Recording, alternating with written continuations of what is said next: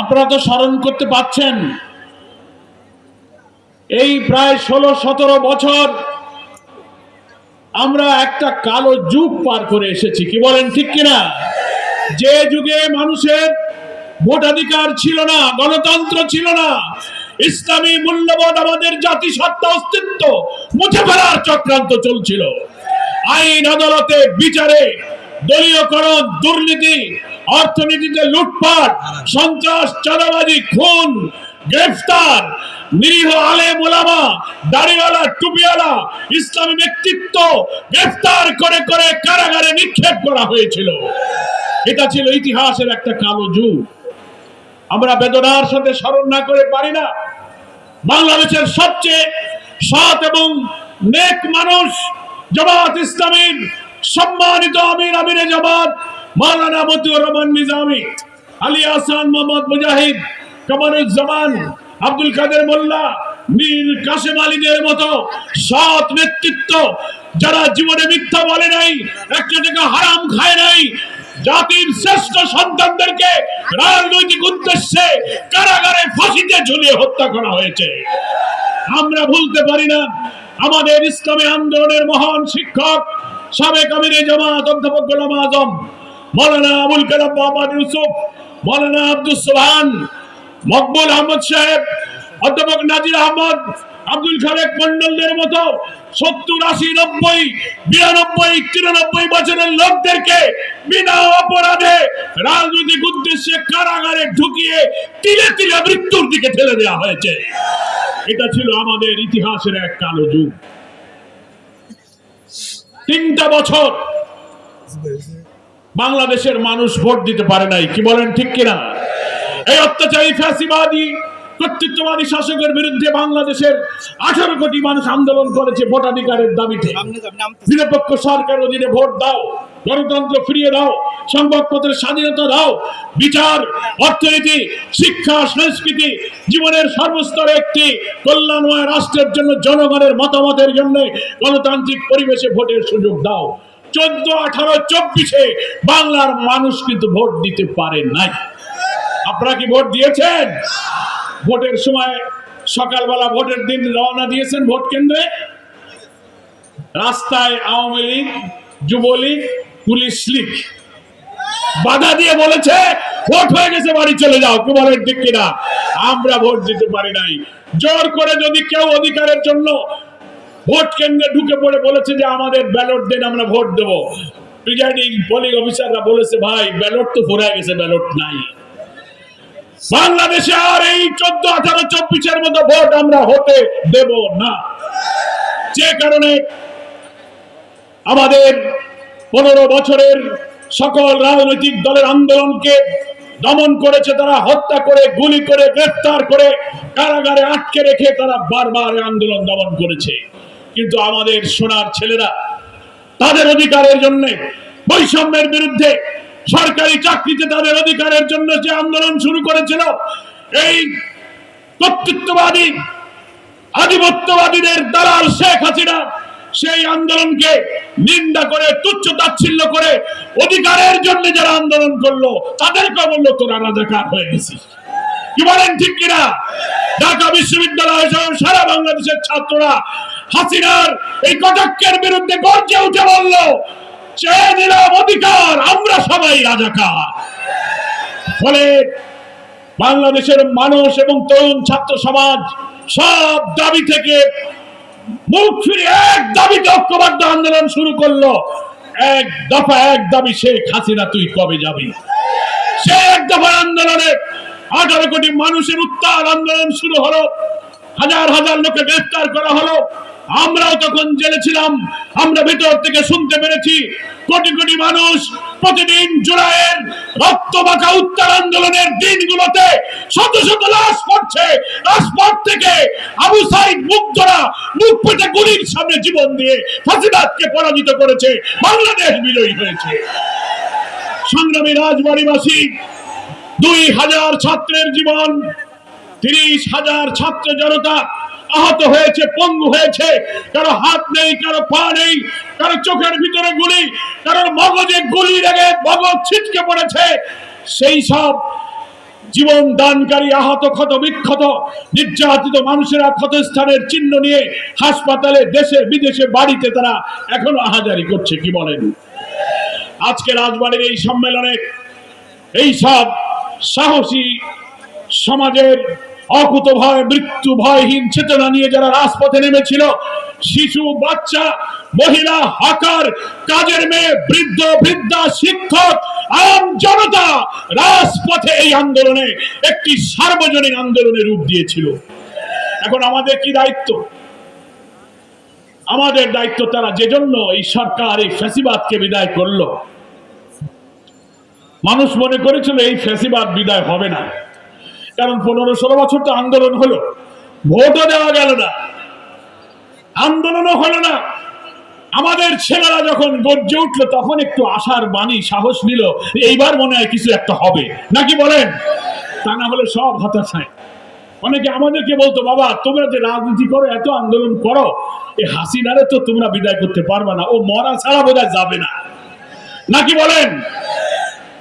ঠিক আছে, হাসিনা ভেবেছিল আজীবন ক্ষমতায় থাকবো, ওনারা 41 সালের জন্য স্বপ্ন দেখেছিলেন। মানুষ মনে করছিল যে সেই 41 কত দূর, কিন্তু আল্লাহ তাআলার ইচ্ছার সাথে হাসিনার ইচ্ছা পূরণ হয় নাই। ওমা তাশাউনা ইল্লা আইয়াশা আল্লাহু রাব্বুল আলামিন। তোমাদের কোনো ইচ্ছা পূরণ হয় না যতক্ষণ আল্লাহ তাআলা তা ইচ্ছা না করেন। কি বলেন, ঠিক কিনা? আমরা দেখলাম সেই শেখ হাসিনা কোটি কোটি মানুষের উত্তাল আন্দোলনে ভীত হয়ে সে চিন্তা করলো, আমি যদি এখনো দেশ না ছাড়ি, সারা দেশ থেকে রাজনীতির চতুর্মুখ থেকে যে কোটি কোটি মানুষ 5ই আগস্ট ঢাকায় ঢুকতে লাগলো, গণভবনের দিকে যে বিশাল আন্দোলনের উত্তাল ঢেউ, ও যদি ওই দিন গণভবনে থাকতো তাহলে কি দশা হতো দুনিয়ায় দেখতো মানুষ। কি বলেন, ঠিক কিনা? পারে নাই। শেখ হাসিনা তার বোন রেহানাকে নিয়ে হেলিকপ্টারে করে দুপুর বেলায় বাড়া ভাত না খেয়ে হেলিকপ্টারে করে তিনি পালিয়ে চলে গেলেন ভারতে। ভারত কোন জায়গা? যে জায়গার মাল সেখানেই তিনি চলে গেলেন, যেখানকার মাল সেখানেই ফেরত। ওখানে গিয়ে বসে নাই, ষড়যন্ত্রের জাল বুনতেছে, অডিও ভিডিও বক্তব্য দিতেছে। এই দেশের আওয়ামী লীগের কিছু নেতারা বলে, আপা আমরা খুব কষ্টে আছি, আপনি আসেন আমাদের এখানে। আর উনিও বলতেছেন, তোমরা চিন্তা করো না, আমি আসতেছি, কাছে কাছে আসি। এসে দেখেন বাংলাদেশের মানুষ, বাংলাদেশে আপনি প্রবেশ করে দেখেন আপনার কি দশা হয়। পালিয়ে গেলেন কেন? 300 এমপি, এত মন্ত্রী, প্রধানমন্ত্রী পালিয়ে গেল, প্রধান বিচারপতি পালিয়ে গেল, বাইতুল মুকাররমের খতিব পালিয়ে গেল, সব পালিয়ে গেল। কেন পালিয়ে গেলেন? পালায় কারা? পালায় চোর, পালায় ডাকাত, পালায় ধর্ষণকারী, পালায় লুটপাটকারী। তারাই পালিয়ে যায়, যারা সৎ তারা কখনো পালায় না। আপনারা পালিয়ে গিয়ে প্রমাণ করেছেন আপনারা জাতির সাথে বিশ্বাসঘাতকতা করেছেন। আমি সেই কথায় ফিরে যাচ্ছি যে বাংলার হাজার হাজার মানুষ রক্ত দিয়ে, চোখ দিয়ে, হাত দিয়ে, পা দিয়ে এই বাংলার মানুষকে মুক্ত বাতাসে স্বস্তির নিঃশ্বাস ফেলার সুযোগ দিলেন। তাদের সেই রক্তের ঋণ, রক্তের দায় আমাদের শোধ করতে হবে। কি বলেন, ঠিক কিনা? সেই ঋণ কি? সেই রক্তের দায় হলো তারা একটি নতুন বাংলাদেশের স্বপ্ন দেখেছিল, যে বাংলাদেশের মানুষ বৈষম্যের শিকার হবে না, ভাত কাপড় শিক্ষা চিকিৎসা কাজের কোনো অভাব হবে না, বিচারে তারা সুবিচার পাবে, অর্থনীতিতে ন্যায্য ইনসাফ বৈষম্যহীন অর্থনীতি হবে, ধর্মীয় অধিকার আমরা ভোগ করব, একটি কল্যাণ রাষ্ট্র যেখানে মানুষ তার হক ফিরে পাবে, ইনসাফ এবং ন্যায্য এক পরিবেশের মধ্য দিয়ে তারা নিরাপত্তার সাথে সমৃদ্ধ বাংলাদেশে তারা বসবাস করবে। যারা চলে গেল তারা তো সেই বাংলাদেশ দেখে যেতে পারেনি। কি বলেন, ঠিক কিনা? যারা ঘরের মধ্যে বসে কান্নাকাটি করছে, সন্তান হারা মা, স্বামী হারা বিধবা স্ত্রী, পিতা হারা শিশুর কান্না এখনো ফুরায়নি, এদের স্বপ্ন পূরণ করতে গেলে আমাদের সেই নতুন বাংলাদেশ গড়তে হবে। আমরা যদি সেই বাংলাদেশ গড়তে পারি তাহলেই তাদের স্বপ্ন ইনশাআল্লাহ পূরণ হবে। বাংলাদেশ জামাত ইসলামীর সংগ্রামে আমি বাংলাদেশের রাজনৈতিক আন্দোলনের সবচেয়ে আলোচিত, সবচেয়ে নন্দিত মানবিক নেতা ডাক্তার শফিকুর রহমান। তিনি এক নতুন বাংলাদেশের ডাক দিয়েছেন, জাতীয় ঐক্যের ডাক দিয়ে এই নতুন বাংলাদেশের স্বপ্ন সারথি রাজধানী ঢাকা থেকে গ্রামে গঞ্জে শহরে নগরে বন্দরে যেখানেই তিনি ছুটছেন, কোটি কোটি মানুষ যেখানেই তার জনসভা সম্মেলনের খবর পাচ্ছেন, তাকে এক নজর দেখার জন্য, তার মুখের কথা শোনার জন্য জ্বরের মতো সেখানে ছুটে আসছে। সেই বাংলাদেশ হলো মানুষের অধিকার, মানুষের ইনসাফ এবং সুবিচারের বাংলাদেশ, যেখানে মানুষের ভাত কাপড়ের অভাব থাকবে না, যেটা হবে সুবিচার, যার যা প্রাপ্য সমাজের সবাই সেখানে পাবে। হিন্দু, মুসলিম, বৌদ্ধ, খ্রিস্টান, নারী, সব শ্রেণী পেশার মানুষের মুক্তি হবে। আমাদের সোনার ছেলেরা রাজপথে যখন আন্দোলন করে হাসিনার বিরুদ্ধে সংগ্রাম করছিল, ছাত্র সমাজ একটা স্লোগান দিয়েছিল। সেই স্লোগান কি? উই ওয়ান্ট জাস্টিস, নাকি বলেন? শুনেছিলেন সে slogan? We want justice. Justice অর্থ হচ্ছে আমরা ন্যায় বিচার চাই, সুবিচার চাই, আমরা আমাদের পাওনা চাই, অধিকার চাই। সেই জাস্টিস, সেই সুবিচারের বাংলাদেশ, এটাই হচ্ছে আপনাদের আমাদের স্বপ্নের বাংলাদেশ। কিন্তু সেই স্বপ্নের বাংলাদেশ গঠনের জন্য অন্তর্বর্তীকালীন সরকারের প্রধান উপদেষ্টা নোবেল বিজয়ী প্রফেসর ডক্টর মোহাম্মদ ইউনূস একটি যৌক্তিক সময়ের মধ্যে প্রয়োজনীয় সংস্কার শেষ করে একটি জাতীয় নির্বাচনের জন্য তিনি প্রচেষ্টা চালিয়ে যাচ্ছেন। জামাত ইসলামী অন্তর্বর্তীকালীন সরকারের প্রধানকে আমরা কথা দিয়েছি, আমাদের প্রিয় আমিরে জামাত দেখা করে বারবার এই কথা দিয়েছেন যে আপনি একটি অবাধ, নিরপেক্ষ, একটি গ্রহণযোগ্য নির্বাচন দিন। সেই নির্বাচন সুষ্ঠু হওয়ার জন্য, অবাধ এবং নিরপেক্ষ হওয়ার জন্য রাষ্ট্রযন্ত্রের কমপক্ষে যে অর্গান, যে অঙ্গগুলো, যে বিভাগগুলো সংস্কার প্রয়োজন, police administration, civil administration, bureaucracy, electoral process, constitution, গুরুত্বপূর্ণ জায়গাগুলো সংস্কার করে আপনি একটি নির্বাচনের রোডম্যাপ ঘোষণা করুন। অন্তর্বর্তীকালীন সরকারের পক্ষ থেকে সেই অভিযাত্রা শুরু হয়েছে, কিন্তু এই 6.5-7 মাসে দুঃখজনক হলে আমরা লক্ষ্য করছি একের পর এক সেই নির্বাচনকে বাধাগ্রস্ত করার জন্য নানান ফন্দি ফিকির করে দেশি আন্তর্জাতিক ভাবে বারবার চক্রান্ত করে এই 6 মাসে অনেকবার এই সরকারকে থামিয়ে দেওয়ার চেষ্টা করা হয়েছে। বিপ্লবের পরে 4 বার পাল্টা কু করার চেষ্টা করা হয়েছে।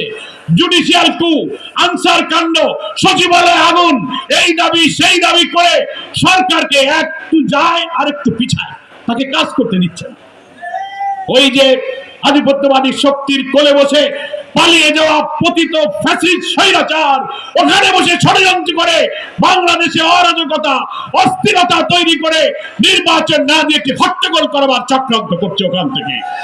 আর দুঃখের সাথে লক্ষ্য করছি আমাদের এই দেশেরও যারা আমরা একসাথে ফ্যাসিবাদ বিরোধী আন্দোলনে একসাথে ছিলাম, রক্ত দিয়েছি, জীবন দিয়েছি, জেল কেটেছি, তাদের মধ্যেও যেন কোথাও কোথাও প্রশাসন এবং দলের মধ্যে ফ্যাসিবাদের প্রেতাত্মারা যেন বাসা বেঁধেছে।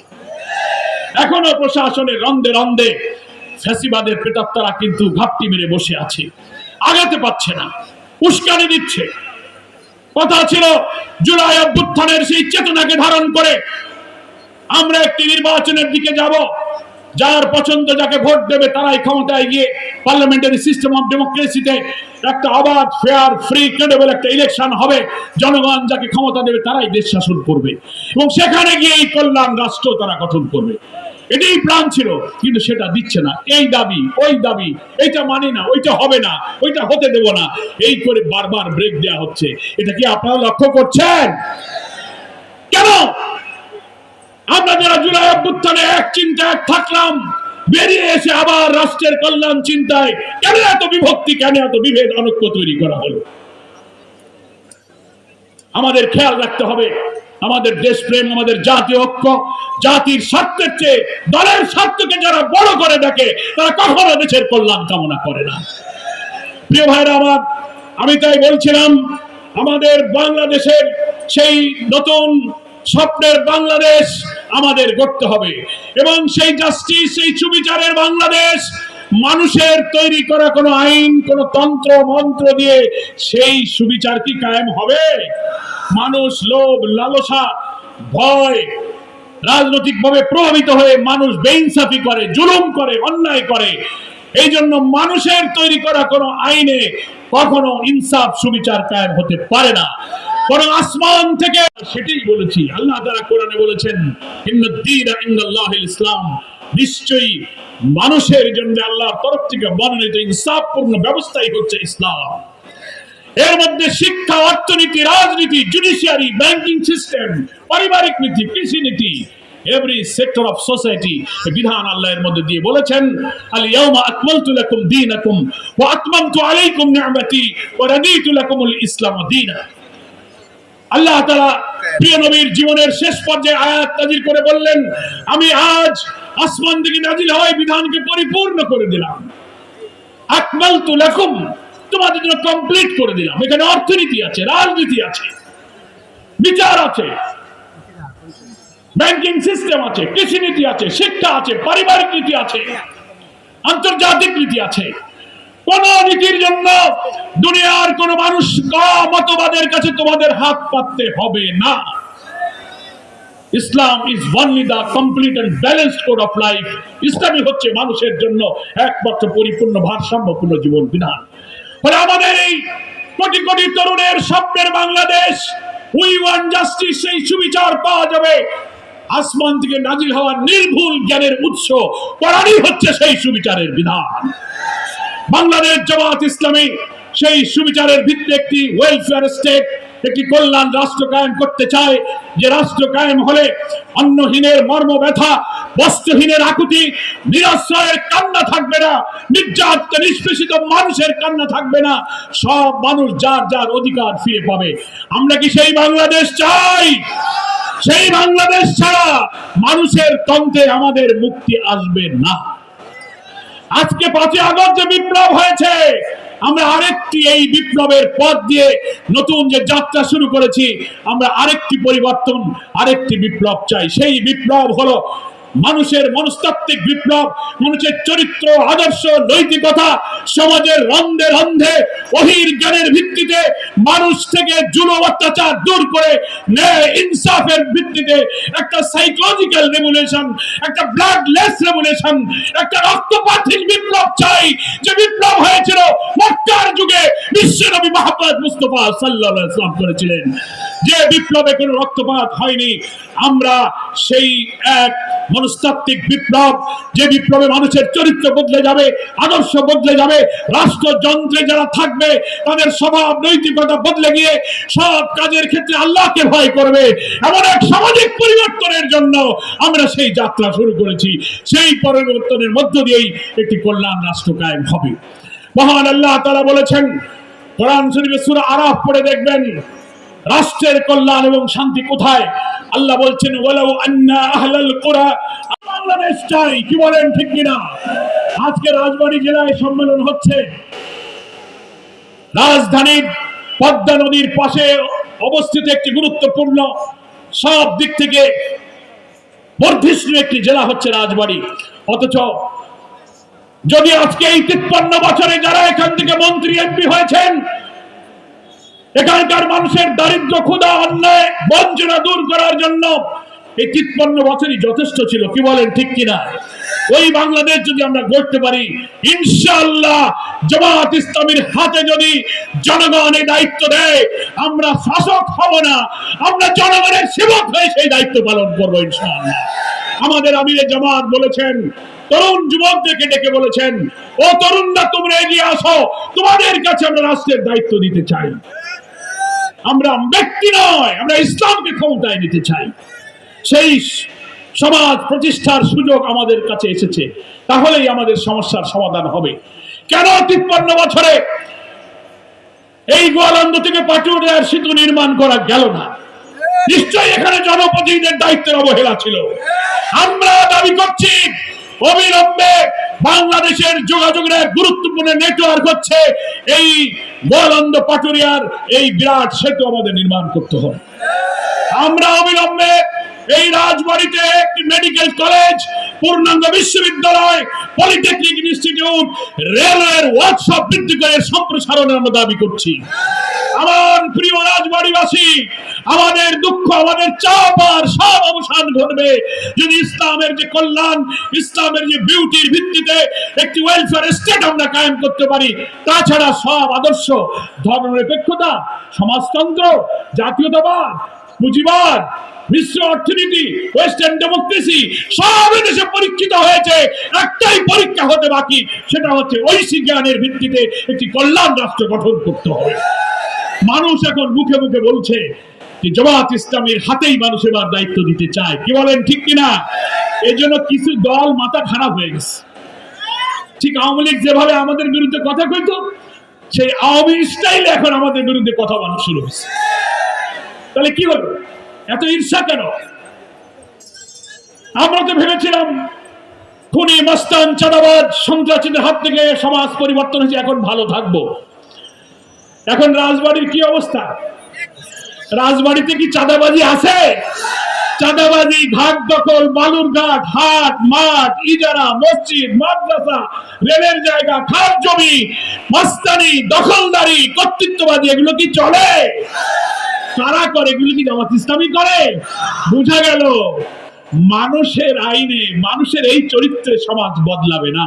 সমাজ বদলাতে গেলে আল্লাহর তরফ থেকে আসা ঐশী জ্ঞানের, নির্ভুল জ্ঞানের ভিত্তিতে যে সুবিচারের আইন আর সত্যকের নেতৃত্ব প্রয়োজন হবে। সেইটাই আছে জামাত ইসলামীতে।